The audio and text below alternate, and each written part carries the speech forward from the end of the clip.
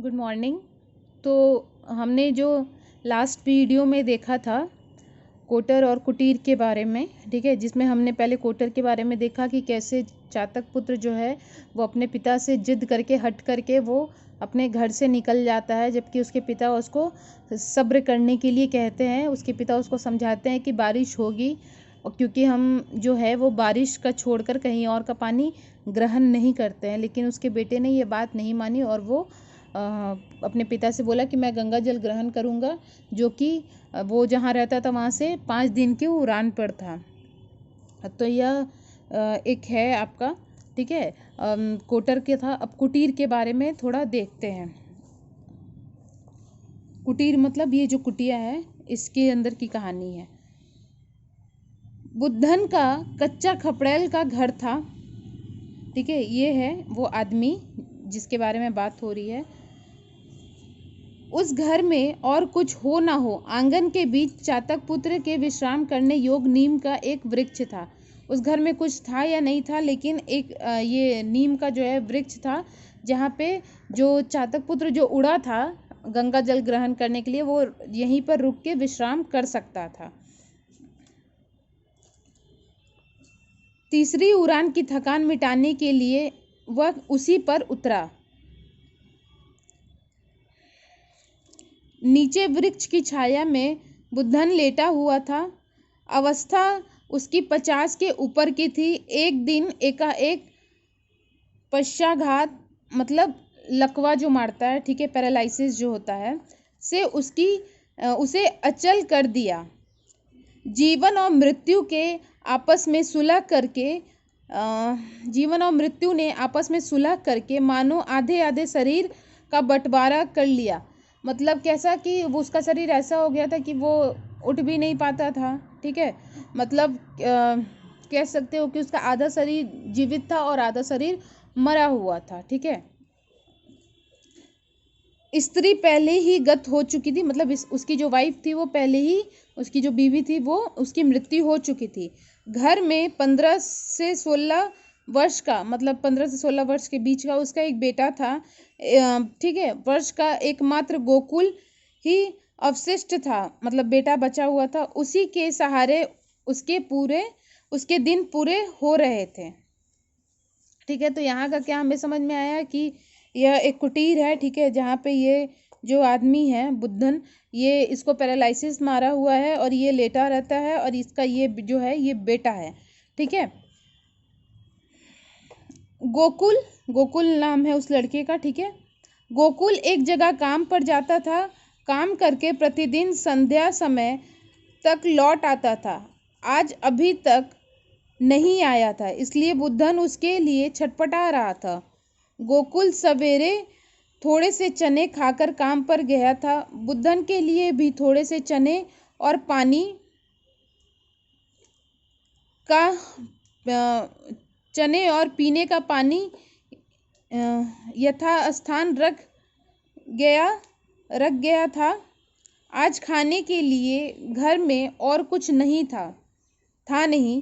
कह गया था शाम को मजूरी के पैसों का आटा लाकर रोटी बनाऊंगा। मतलब मजदूरी मतलब क्या होता है, जो मजदूरी लोग करते हैं, जैसे पर डे के हिसाब से जो काम करते हैं, हर दिन के हिसाब से, तो जो उन्हें पैसा मिलता है।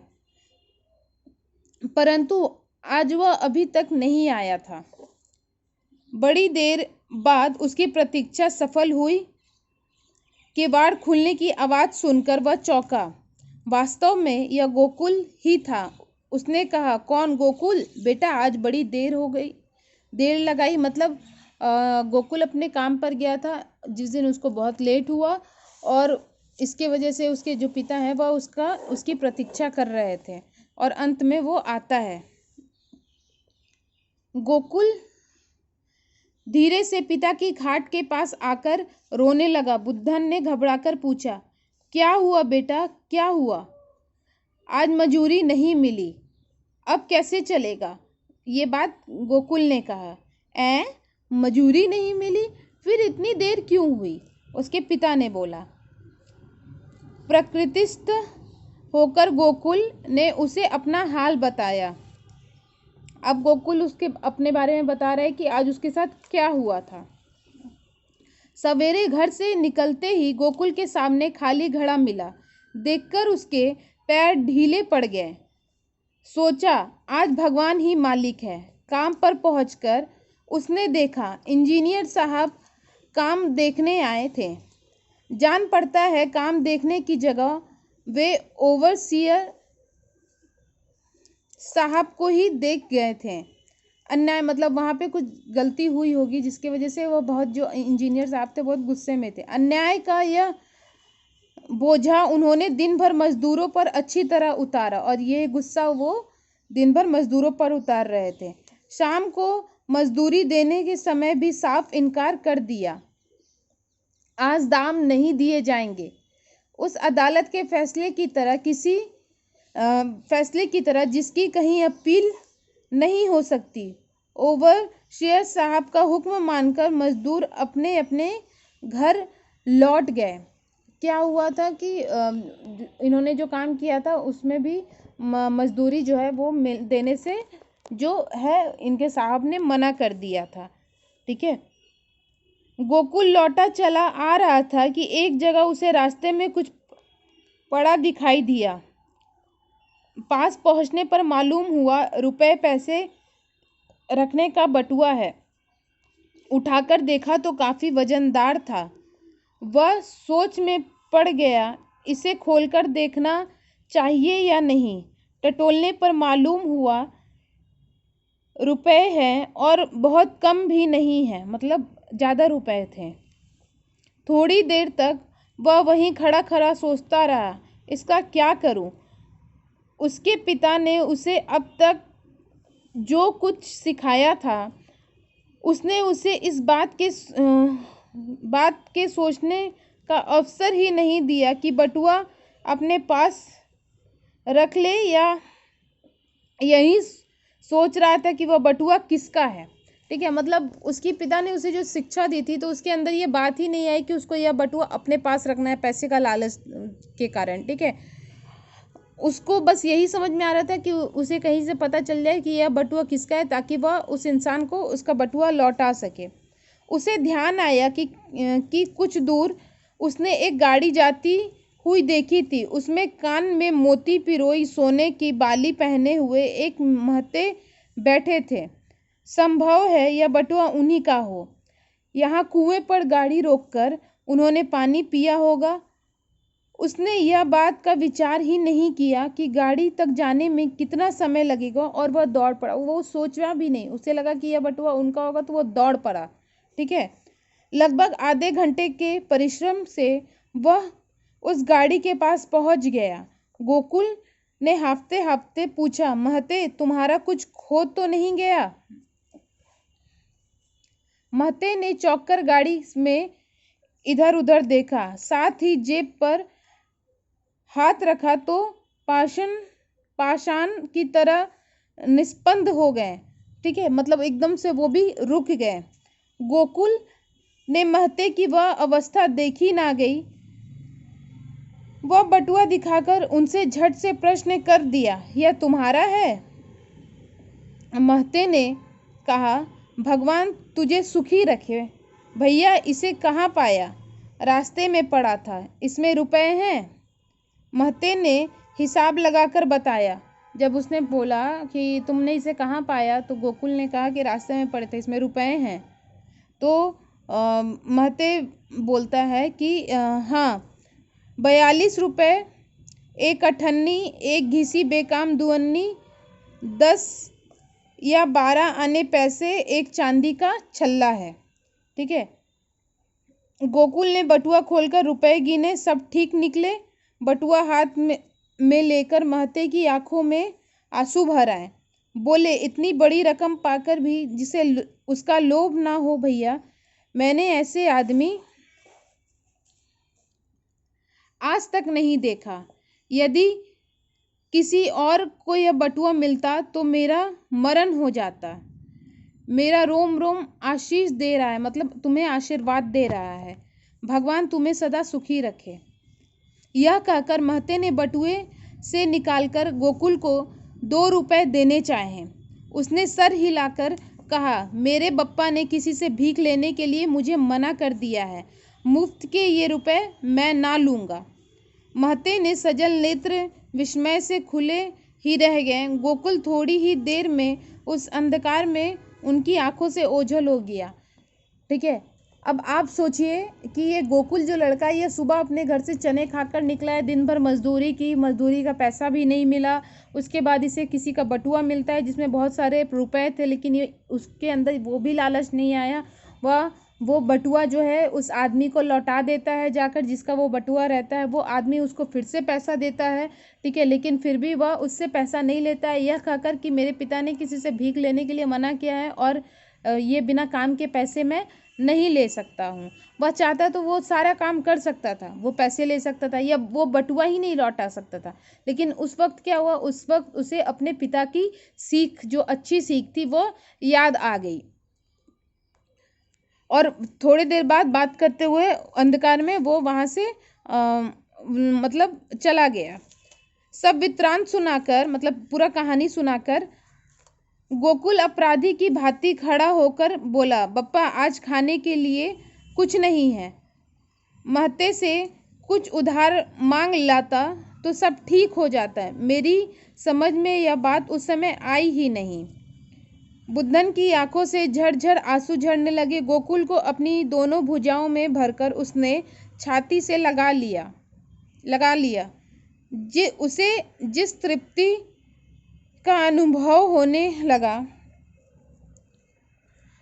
वह एक दिन की तो बात ही क्या, जीवन भर की सुधा शांत हो सकती है। ठीक है, मतलब उसे बहुत गर्व हुआ अपने बेटे पर। धन संपत्ति, मान और बड़ाई सब उसे तुच्छ सी प्रतीत होने लगी, मानो एकाएक उसके सब दुख रोग दूर हो गए।